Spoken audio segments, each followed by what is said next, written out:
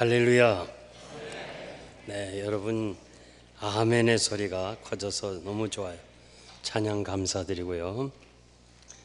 유대인 부자가 무인도를 하나 사서 자신이 에덴 동산과를 같이 아름다운 동산을 만들길 원했습니다. 거기 별장을 짓고 또 자신이 좋아하는 토끼를 이렇게 많이 자연으로 살도록 무인도에다가 풀어놓았습니다. 그런데 갈수록 그 토끼가 털이 빠지며 병들고 죽어가고 있습니다. 그래서 수의사를 불러서 그 이유를 알아보려고 했는데 수의사가 연구하더니 잘 모르겠다는 거예요. 그래서 옛날이나 지금이나 유대인들은 어려우면 랍비를 찾아갑니다. 랍비에게 물었습니다. 이만한데 어떻게 하면 좋겠느냐. 그러니까 랍비는 이리와 같이 키우세요. 아니 이리와 같이 키우면 이리가 다 잡아먹으면 어떡하냐. 네, 토끼가 너무 환경이 좋아서 평안해서 그러니까 이리와 함께 기르면 살려고 아주 눈이 반짝반짝 빛나고 그리고 털이 윤기가 생기고 도망 다니느라고 다리에 힘이 생겨서 병이 없을 것이라.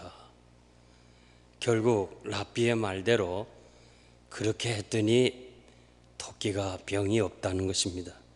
사람도 마찬가지입니다. 너무 평안하고 경쟁이 없고 어려움이 없으면 잘 될 것 같은데도 결국 병들어 죽게 됩니다. 신앙생활도 마찬가지입니다. 어려움이 있고 문제가 있고 실패가 있을 때 우리는 그 어려움을 딛고 일어나는 믿음의 진보가 있는 것을 잘 알 수 있습니다. 시편 기자는 고난당하는 것이 나에게 유익이다. 이로 인하여 내가 주의 율례를 배우게 되었습니다. 시편 119편 71절에 고백한 것처럼 성도에게 모든 것은 다 유익입니다. 모든 경험은 버릴 것이 없습니다. 이유는 우연도 아니고 사건도 아니고 하나님이 나를 하나님이 원하시는 사람으로 만들어가기 위해서 하나님이 하시는 섭리 중에 하나입니다. 제가 목회하면서 성도들이 어려움에 직면할 때 마음속으로 걱정을 많이 합니다. 그저 기도할 뿐인데 저 어려움을 어떻게 감당할까? 결국 시간이 지나면 그 어려움을 감당할 뿐만 아니라 그 어려움 때문에 신앙의 한 단계가 오르는 것을 제가 여러 번 경험했습니다. 저는 성도의 이 고난을 대나무에 비교하고 싶습니다. 대나무는 사실은 아무 쓸짝이 없는 그런 정말 필요 없는 그런 대나무입니다. 그런데 그것이 마디가 있기 때문에 대나무의 가치가 있습니다. 성도는 이 어려움을 당하고 고난을 당할 때 결국은 매디가 하나씩 맺어지게 돼요. 그리고 이 매디에서 다시 이제 신앙생활을 하다가 그 다음에 또 어려움을 당하면 내려갑니다. 내려가지만 매디까지만 내려가지 더 이상 내려가지 않아요. 그리고 다시 치고 올라가서 매디를 하나 또 맺어요.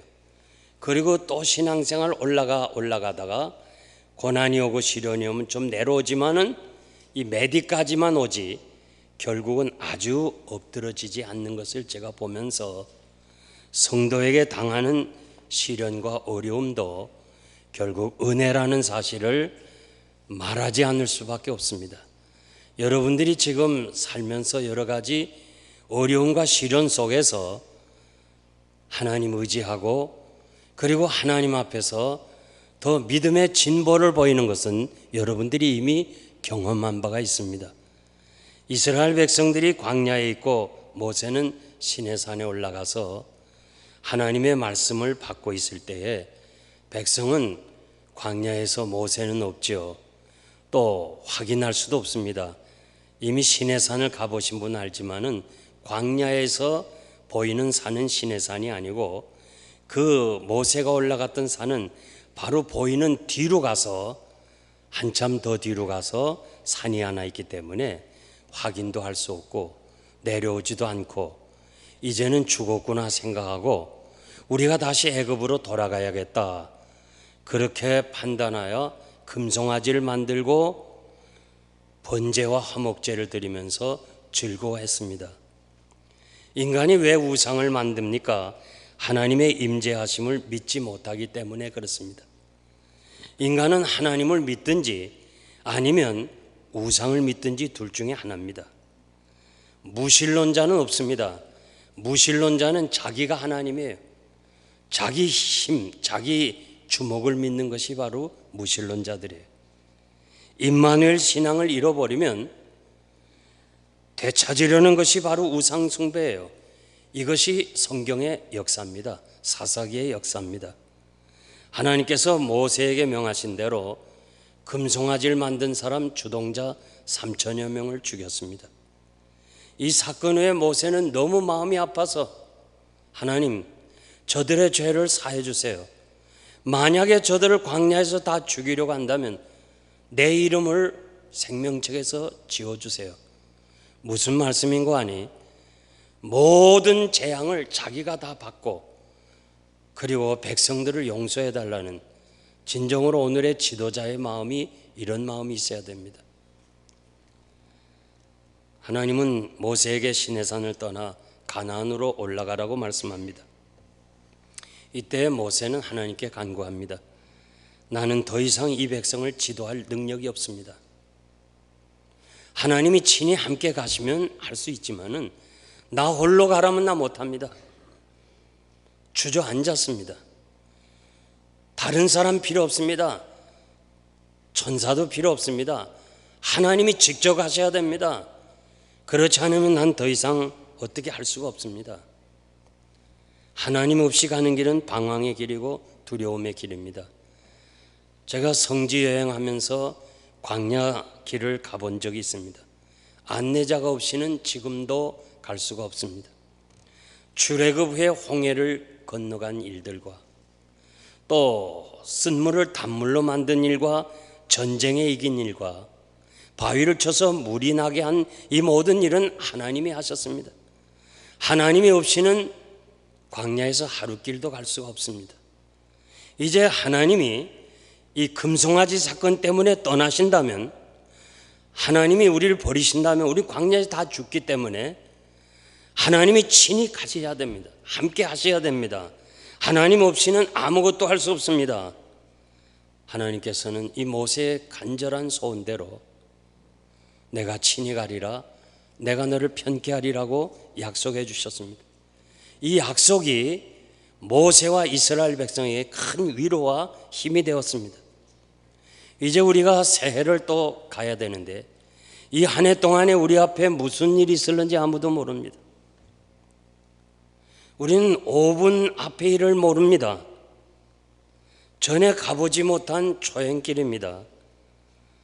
모세에게 하신 약속의 말씀은 모세에게만 주신 말씀이 아니고 오늘 여러분에게 주신 말씀인 줄 믿습니다.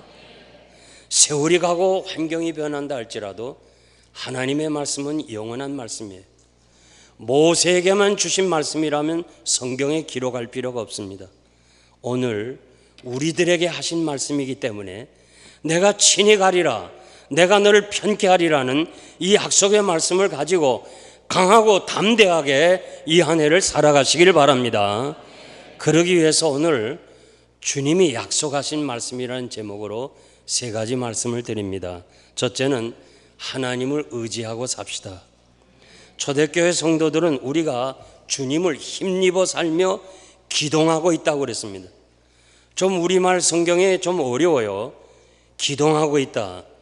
쉽게 번역한 공동번역에 보면 우리는 그분 안에서 숨쉬고 움직이며 살아간다고 그랬습니다. 초대교회 성도들은 주님과 함께 살았습니다. 그러니까 그 어려움 속에서도 경건을 유지했고 그 환난 속에서도 신앙을 유지하고 살아갈 수 있었습니다. 시편 27편 1절 말씀 보면 여호와는 내 생명의 능력이시니 내가 누구를 무서워하리요. 다윗이 그렇게 많은 위험 속에서 담대하게 살았던 비결이 뭐예요? 하나님이 나와 함께 하시니까 누가 나를 대적할 것이냐, 내가 누구를 무서워하리요, 담대하게 말씀을 전했습니다. 주님이 말씀하셨습니다. 아들을 주신 하나님이 너희를 위해서 무엇을 아끼겠느냐. 진정으로 여러분들이 예수 그리스도를 나의 구주로 영접하셨습니까? 그렇다면 그 아들을 나 같은 죄인을 위해 주신 하나님이 너희를 위해서 무엇을 아끼겠느냐. 아들을 주신 하나님이 모든 것을 다 주신 거 아닙니까? 하나님 의지하는 것 이론이 아닙니다. 신학이 아닙니다. 생활입니다. 삶입니다. 행동입니다. 모세가 얼마나 고독하고 외로웠겠느냐. 형마저 금송아지를 만드는 주역의 일을 했으니까 믿을 사람이 어디 있겠어요? 진짜 믿을 사람이 없어요.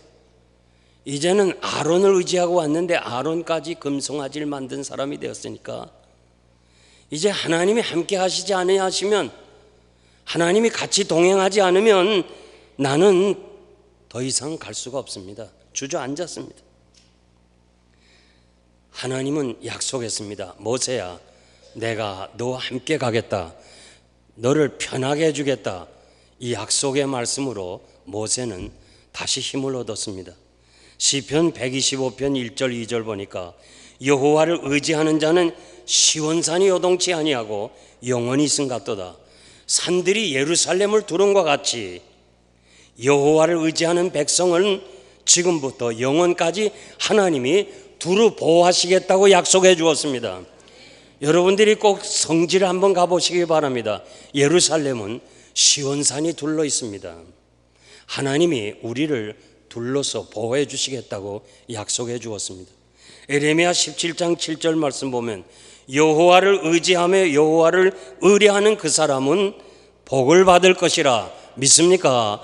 복을 받을 것이라고 그랬습니다. 만군의 여호와여, 주께 의지하는 자는 복이 있나이다.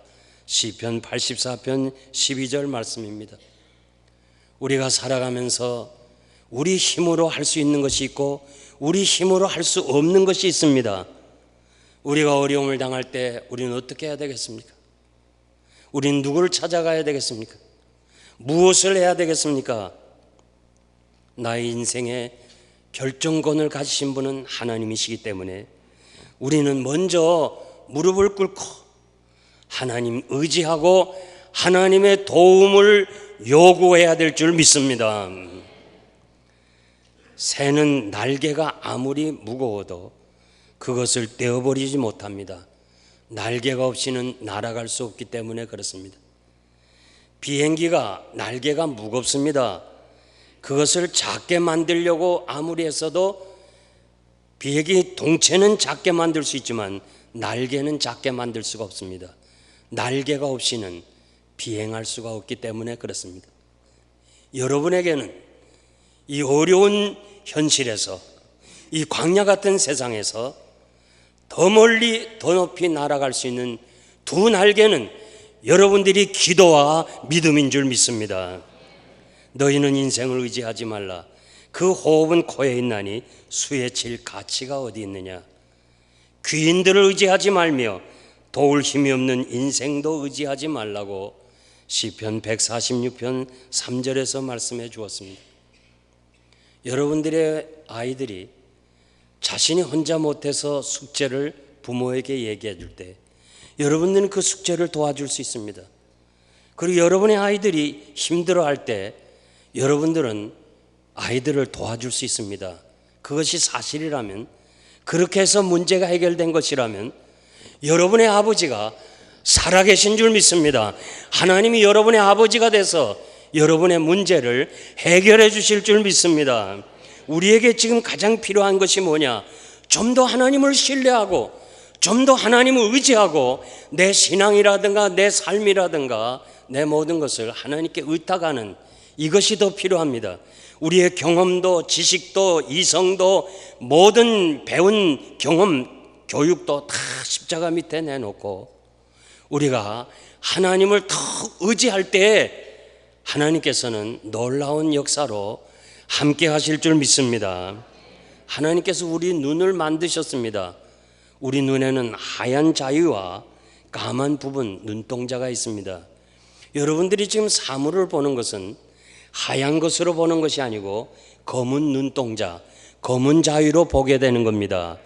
왜 하나님께서 이 검은 눈동자를 통해서 사물을 보게 하신지 한번 생각했습니까?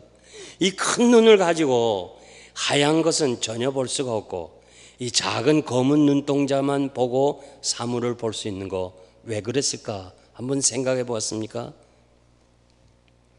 우리가 살면서 어둡고 캄캄한 이 검은 눈동자처럼 현실이 암담할 때 비로소 하나님을 볼 수 있고 비로소 우리의 미래를 볼 수 있다고 탈무드가 그렇게 해석을 했어요. 여러분, 평안할 때 하나님 볼 수 없어요. 어렵고 힘들 때,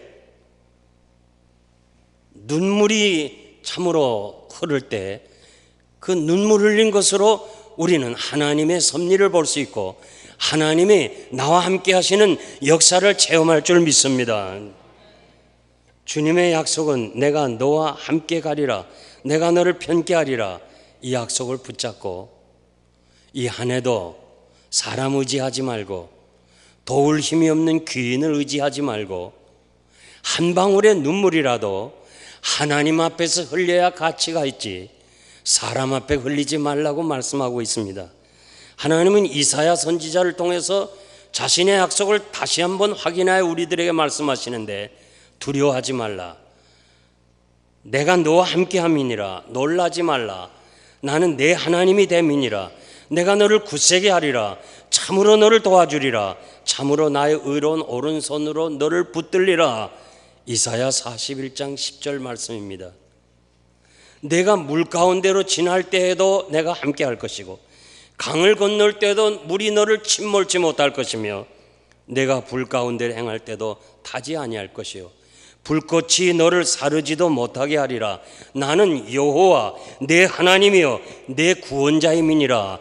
이사야 43장 2절에 3절 말씀입니다. 믿습니까? 아멘입니까? 나는 내 하나님이 된다. 우리 하나님이 아니라 여러분 한 사람 한 사람의 하나님이 되어주시겠다고 약속해 주었습니다. 디모데후서 4장은 바울의 유언장입니다. 그는 일생을 회고하고 뒤돌아보면서 자신의 전생에는 주께서 내 곁에서, 주님이 자신의 곁에서 나를 강건하게 하셨다. 우리가 아는 대로 바울은 몸에 많은 질병이 있습니다. 그래서 끝까지 누가가, 의사가 옆에 있어줬어요. 다 떠나도 하나님은 누가를 옆에 두었습니다. 그러면서 나를 하나님이 강건하게 하셨고 나를 사자의 입에서 건지셨고 주님을 나를 모든 악한 일에서 건져주셨고 천국에 들어가도록 구원해 주셨으니 오직 하나님만이 영광을 받으셔야 됩니다. 이게 바울의 유언이었어요. 언제인지 모르지만은 어느 날 나는 여러분의 자녀들이 있고 그리고 목사님과 가까운 신앙의 교우들이 여러분의 임종을 지켜볼 겁니다. 그때 나는 내 생애를 뒤돌아보니 주님이 내 곁에서 함께 하셨고 나를 이 악한 길에서 보호해 주셨고 내가 약하고 힘들 때마다 주님의 은혜로 여기까지 왔고 이제 내가 천국에 들어가게 되었으니 모든 영광은 하나님께 돌립니다 하고 마지막을 떠난다면 여러분의 자녀가 얼마나 힘을 얻겠어요? 여러분의 자녀에게 무슨 돈이 필요하겠어요? 믿음을 유산으로 남겨야지. 예수 믿는다 하면서도 교회 직분은 가졌다면서도 마지막까지 그냥 살겠다고 애쓰다가 세상을 떠나면 자녀들이 다 신앙생활 안 해요. 자녀들이 신앙생활 안 합니다. 주님은 내가 과연 너희를 버리지 아니하고 과연 너희를 떠나지 아니하리라. 히브리서 13장 5절 말씀이에요. 강조해서요. 내가 과연 떠나지 아니하고 과연 버리지 아니하겠다. 이렇게 강조하시는 주님의 약속을 붙잡고 사시기를 바랍니다. 두 번째는 걱정하지 말고 살아요.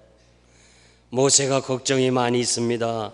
광야에 가보니까 이 모세의 심정을 이해할 수 있습니다. 어떻게 그 많은 백성을 인도하겠습니까? 지도자는 외로운 거예요. 여러분들이 눈이 올 때 말이에요. 그냥 눈이 오늘 많이 왔으니까 오늘 교회 안 가고 집에서 예배드리면 되겠다 결정할 수 있어요. 그런데 목사는요, 눈이 오면 또 오늘 성도들이 눈 때문에 못 오겠구나. 또 예배 드리고 가면 또 눈에 또 혹시 빠져서 자동차 사고 날까. 그게 다 지도자의 마음이에요. 저희들은 처음서부터 저녁 예배까지 다 드렸기 때문에 이제 마지막 가서 저희들이 저녁 예배 안 드렸지만 저녁 예배까지 다 드렸어요. 눈이 막 오잖아요. 그러면 성도들이 목사님 오늘 뉴스가 저녁엔 더 많이 눈이 온다는데 어떻게 하실 거예요? 장로님들도 목사님 어떻게 하면 좋을까요? 예배를 앞당길까요? 아니요. 하나님께 정한 시간 바치야죠. 여러분 눈 오는 거 걱정되면 다 가세요. 다 가셔도 돼요. 나 혼자라도 하나님과 약속한 시간을 지키겠습니다. 다 가라니까 진짜 안 가요. 참 이상해요, 교인들은. 그러면 성도들이 와서 예배를 드리고 갈 때는 다 조를 편성해요. 그리고 나는 사무실에 앉아서 다 보고를 받아요. 그 가지 A조가 다 들어갔습니다. 그러면 그 다음에 B조, C조 다 듣고 다 그 다음에 나가려면 차가 안 보여요. 다 덮였어요. 그래서 도저히 나 혼자 힘으로 못 간다 할 때 큰 이 도요타 아주 눈하고 상관없는 큰 차가 들어오잖아요. 야, 그래서 저를 데려가는 거예요. 어떻게 나를 여기 있는 거 알았냐니까 자꾸 교회를 가라는 음성 때문에 왔다는 거예요. 난 하나님이 살아계신 걸 믿어요. 그래서 지도자는 여러 가지로 걱정이 많아요. 모세가 얼마나 힘이 들고 괴로움이 많았습니까? 오죽하면 나 혼자 못합니다. 다른 사람 필요 없습니다. 천사도 필요 없어요. 하나님이 직접 가셔야 돼요. 그렇지 않으면 난 못 갑니다. 걱정 많은 모세에게 모세야 내가 너를 편케 하리라. 이 편케 하리라는 말은 쉬게 하리라 그런 말이에요. 안식을 약속해 주었어요. 우리 주님이 같이 갈 뿐만 아니라 우리에게 편히 쉴 수 있는 안식도 약속해 주셨습니다. 하나님의 약속대로 낮에는 구름 기둥, 낮에 광야길을 가면요 아스팔트가 녹아요. 얼마나 뜨거운지 몰라. 106도 107도 그럴 때도 저 가봤어요. 구름이 아니면 뜨거워 못 가요. 광야기 때문에 해만 지면 또 추워요. 그러니까 밤에는 불기둥으로, 아침에는 만나를 주시고 저녁에는 메추라기를 주셨어요. 40년 동안 의복이 헤어지지 않았다. 한 살에 간 사람이 40살 옷을 입을 수 있어요. 한 살 입은 옷이. 그런데 의복이 헤어지지 않았다. 내 발이 부르트지 않았다. 뭐예요? 기적이에요, 기적. 오늘도 하나님은 살아계셔서 이 광야 같은 세상을 살아가는 동안 여러분들이 약속을 붙잡고 산다면, 나와 함께 하시는 것을 확실히 믿고 산다면 오늘도 기적으로 여러분을 인도하실 줄 믿습니다. 악인은 능히 안정하지 못해서 항상 요동치는 바다와 같다고 이사야 57장 20절에서 말씀했습니다. 수고하고 무거운 짐진 자들아 다 내게로 오라.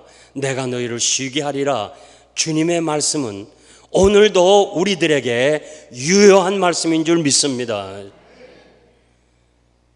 사도 베드로가 사형 전날 밤에 두 군사 틈에 매여서 내일이면 사형 집행을 당합니다.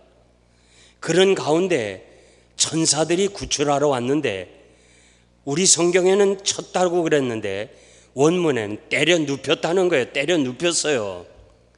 얼마나 마음이 편하면, 글쎄 두 군사 틈에서 내일 이 밤이 지나면 사형 집행을 당하는 그 위치에서 어떻게 그렇게 마음이 편안해서 때려 눕혀야 그제야 정신이 차렸냐고 물어보니까 나의 모든 염려를 다 주님께 맡겼다는 거예요.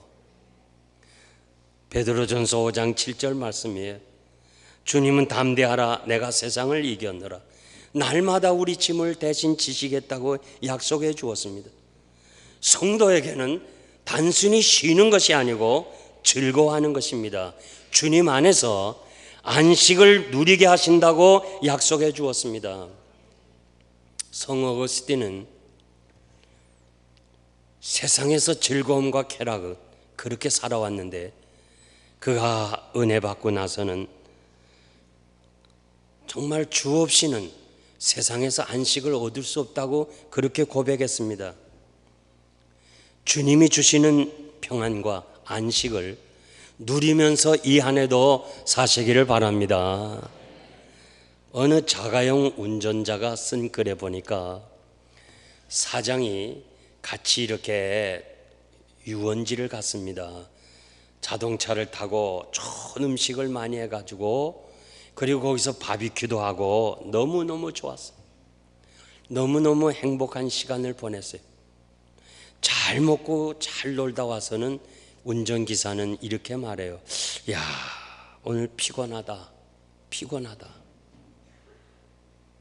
그런데 사장이 내가 오늘 너무 수고했으니까 내일은 집에서 쉬라고 그랬어요. 공휴일까지 일했으니까. 그러니까 이 자가용 운전사는 어디로 가는 거 아니, 자기 사랑하는 아내와 자식을 데리고 어제 갔던 그 유원지, 너무 좋거든요. 그래서 그 유원지를 가는데 버스를 타고 걸어서, 그리고 가서 김밥 먹고, 어제처럼 바비큐도 없어요. 그저 김밥 먹고, 그리고 놀고 와서는 이렇게 말해요. 야, 잘 쉬었다. 아직도 여러분 잘 이해를 못하는 것 같은데, 아무리 잘 먹고 좋은 차 타고 뭐 좋게 갔다 와도 피곤하지만, 사랑하는 가족과 함께 가서 피곤하게 다녔지만은 갔다 와서는 잘 쉬었다. 여러분, 사랑하는 사람과 함께 지내는 것이 얼마나 행복해요. 아멘입니까? 우리 주님과 함께 사는 것이 얼마나 행복하냐고 말해요. 영국 옥스퍼드 의과대학에서 연구팀이 어린아이와 어른의 웃음을 연구했는데요. 아이들은 하루에 400번 정도 웃는데요. 여러분, 아기들 항상 자고 웃잖아요. 그런데 어른은 나이가 들수록요, 웃음이 절어진대요. 그래서 하루에 뭐 한 20번 이렇게 정도 웃는 것이 많대요. 어른들 잘 안 웃어요. 그래서 왜 안 웃는가? 이 웃음과 건강은 비례가 되기 때문에 많이 웃으라 그러잖아요, 좀. 그런데 나이가 들수록 웃음이 적어지는 이유는 딱 하나래요. 걱정, 근심 때문이래. 나이가 많이 들수록 자꾸 걱정이 많아. 근심을 많이 하니까 웃음이 없다는 거예요. 여러분, 여러분이 지금 걱정하고 고민하는 거는 96%가 일어나지 않는 거예요. 일어나지 않는 것을 괜히 고민해, 걱정해. 아들이 가만히 있으면 들어와요. 그런데 아이고, 아들이 왜 안 들어오나, 손자들이 왜 안 들어오나.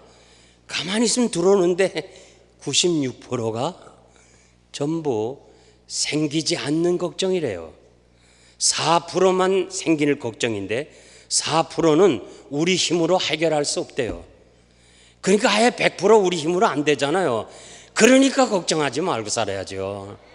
아멘입니까? 하나님께 맡겨야 돼요. 걱정하지 마세요. 양옆 사람에게 걱정하지 맙시다. 걱정하지 맙시다.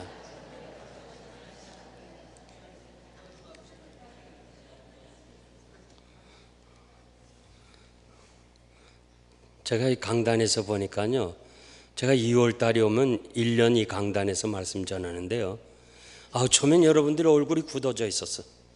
아멘도 없었어. 그런데 이게 여러분들 보니까 너무 좋아요. 막 웃으면서, 좀 웃으면서 살아요. 아멘입니까? 좀 즐겁게 살아요.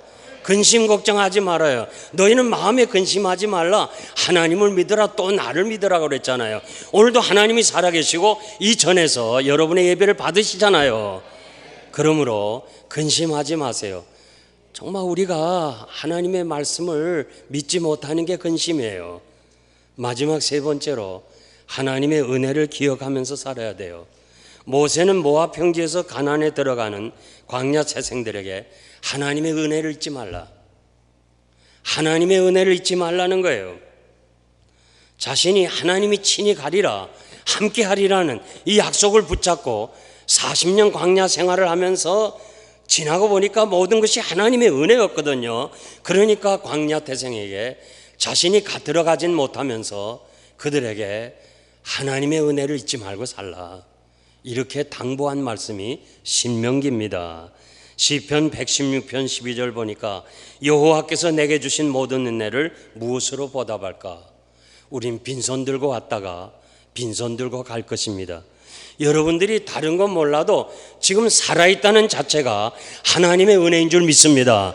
여기에 앉아있다는 자체가 하나님의 은혜인 줄 믿습니다. 하루에 36만 5천 번 우리가 숨을 쉬는데 우리가 마시는 이 공기량이 얼마나 되느냐? 19 입방미터고 무게로는 16kg이에요. 쉽게 설명드리면 1.5리터의 그 페트병 있잖아요.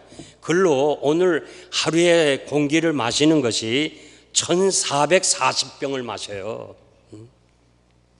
그리고 이 공기가, 산소를 우리가 병원에 가서 사서 마신다면 하루에 960달러가 들어요.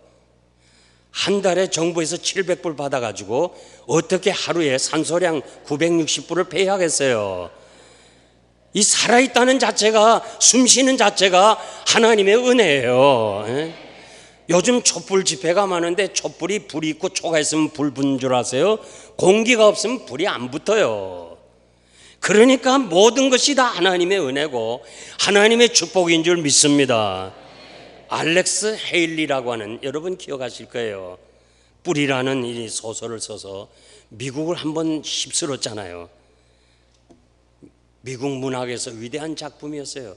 흑인들의 애환과 눈물의 고전이었어요. 근데 이 헤일리 작가의 사무실에 가보면 거북이가 담 위에 올라 앉아있는 그림이 있어요. 그거를 자기 책상 바로 앞에 놨어요. 그래서 이 사람들이 물었어요. 어떻게 저 그림을 저렇게 별 좋은 그림도 아닌데 붙여놨냐니까, 여러분, 거북이가 혼자 벽에 올라갈 수 없죠. 거북이가 벽으로 혼자 올라갈 수 없어요. 이해가 안 되면 자라를 사서 한번 해봐요. 올라가나 못 올라가요. 그러니까 누군가가 도움을 받아서 올려놓은 것처럼 헤일리는 자신이 하나님의 은혜가 없이는 난 못 산다 이거예요. 그래서 항상 그 그림을 보면서 나는 하나님의 도움으로, 은혜로 여기 산다, 이 사실을 항상 느꼈기 때문에 그는 많은 사람들에게 존경받는 작가가 됐어요. 여러분, 내가 나된 것은 하나님의 은혜입니다. 지금 여러분들이 이 교회에 앉아서 예배 드리는 거 하나님의 은혜입니다. 여러분들이 건강한 거 하나님의 은혜입니다. 은혜 아닌 것이 없어요. 그래서 우리는 모든 것을 하나님의 은혜에 감사해야 될 줄 믿습니다. 저는 40년 목회에서 여러 가지 어려운 일들이 많았지만은 그중에 제 마음에 참 어려운 것 중에 하나가 신방도 중에 고등학교 3학년 졸업하고 조지 워싱턴 대학에 입학한 연승이라는 학생이 멕시코 단기 선교 갔다가 강물에 빠져 죽었다는 연락을 받았어요. 그래서 제가 조사를 해보니까 얘가 고등학교 1학년에 조기 유학을 와서 우리 교회에서 3년을 지냈습니다. 마지막 갈 때 제가 연승아, 네가 이제는 대학에 입학을 했으니 한국 가서 부모님 인사하고 이번에 안 가는 게 좋겠다 하는데, 이 학생이 목사님, 대학에 가면 앞으로 바빠서 선교할 기회가 없으니까 한 번만 마지막으로 보내달라 사정해서 제가 허락을 했습니다. 이 아이가 글쎄 강물에 빠져 죽었습니다. 알아보니까 3대 독자예요. 야, 나는 그 아버지를 한 번도 본 적이 없어요. 이제 장례식을 멕시코에서 해야 되는데 나는 미국에서 가고 부모님은 한국에서 와요. 저는 정말 그때의 그 감정은 도저히 어떻게 할 수가 없었어요. 그래가지고 무거운 발걸음으로 그 장례식장에 들어갈 때 제가 고개를 들지 못했습니다. 푹 들어. 그 부모님이 저를 첫 번 만나서 바쁘신 목사님이 이렇게 오시게 해서 미안합니다. 죄 많은 세상에서 죄 짓지 않고 선교하다가 하나님 앞에 간 것을 감사합니다. 나는 그 얘기에 너무 감동을 받았어요. 세상에 내가 얼마나 작아지는지, 그 부모님 앞에서 이 목사가 얼마나 작아지는지, 나는 쓸데없는 고민으로 어떻게 부모를 대할까. 요즘 한국 사람들은 멱살을 잡고 때리기를 잘하고 살려달라 할 땐 내놓으라 할 텐데, 이 부모가 그러면 난 뭐라 할까. 이 사람들이 뺨을 때리면 성경에 오른편 때문에 왼쪽을 대라 그러는데 왼쪽을 또 때리면 누구 약 올리나고 또 때릴 거고, 별별 생각을 다 했는데 내가 그분들 앞에서요 얼마나 작아지고 부끄러운지. 돈 3만 불을 주면서 이것은 연승을 위한 대학 등록금입니다. 부자가 아니었더라고요. 학원 강사였어요. 그러면서 부부가 이렇게 말해요. 우리가 은퇴하면 아들이 사랑했던 멕시코로 와서 이 복음을 같이 전하겠습니다. 나는 한없이 울었습니다. 야, 죽음까지도, 3대 독자가 죽는 것까지도 하나님의 은혜로 받을 수 있다면, 우리가 뭐 잘 되는 것만이 은혜가 아니고, 건강한 거 은혜고, 모든 것이 다 사업이 잘 되는 것만 은혜인 줄 아는데, 진정으로 하나님을 사랑하고 하나님의 약속을 붙잡고 사는 사람에게는 심지어 죽음까지도 하나님의 은혜로 받을 수 있어야 합니다. 그것이 하나님이 기뻐하시는 하나님의 사람들의 자세입니다. 이제 결론적으로 말씀드리겠습니다. 한국교회에 큰 인물들이 많았습니다. 위대한 목사님들도 많았습니다. 그 중에 한 분, 나는 이성복 목사님을 존경했습니다. 아마 나이 드신 분 알지만은 저는 초등학교 때부터 이성복 목사님의 집회에 따라다니면서 나도 저분과 같이 살겠다고 그렇게 기도한 적도 있습니다. 항상 흰 두루마기를 입으시고 수염이 기르시면서 끝까지, 정말 그런 목사님이 그리워지는 시대예요. 정말 끝까지 초심을 잃지 않고 말씀을 전했던 그 목사님, 이 추운 겨울에도 주머니에 손을 넣지 않아요. 목사님, 추운데 손을 넣으시죠. 이 사람아, 주님이 내 손 잡고 가는데 내가 어떻게 주머니에 넣겠니? 주님이 함께 하시는 이 주님의 약속을 붙잡고 사셨으니까 끝까지 그는 믿음으로 승리한 것을 우리가 잘 알 수 있습니다. 여호와 그가 내 앞서 행하시며 너와 함께 하사 너를 떠나지 아니하시며 버리지 아니하시리니 너는 두려워 말라, 놀라지 말라. 이것이 모세가 광야 태생에게 마지막 부탁한 유언의 말씀이에요. 모세는 지쳤고 힘이 없고 이젠 더 이상 혼자 못합니다. 나는 더 이상 어떻게 갈 수가 없습니다. 하나님이 함께 하시지 않으면 난 아무것도 못합니다. 그럴 때 하나님이 모세야, 내가 친히 가리라. 내가 너와 함께 하리라, 내가 너를 편케 하리라, 이 약속을 붙잡고 40년 광야 생활을 하고 얻은 체험이 한마디로 뭐예요? 이세들에게 여호와 그가 내 앞서 행하시며 너와 함께 하실 것이고 너를 떠나지 않고 너를 버리지 않을 테니까 너는 두려워 말고 놀라지 말라. 신명기 31장 8절 말씀이에요. 자신의 40년 경험을 통해서 이세들에게 하신 말씀이고 오늘 여러분들에게 하신 말씀이에요. 하나님이 2018년도 여러분 앞서 행하실 것입니다. 여러분과 함께 하실 것입니다. 그러므로 우리는 놀라지도 말고 두려워하지도 말고 믿음으로 승리하시기를 바랍니다. 기도하겠습니다.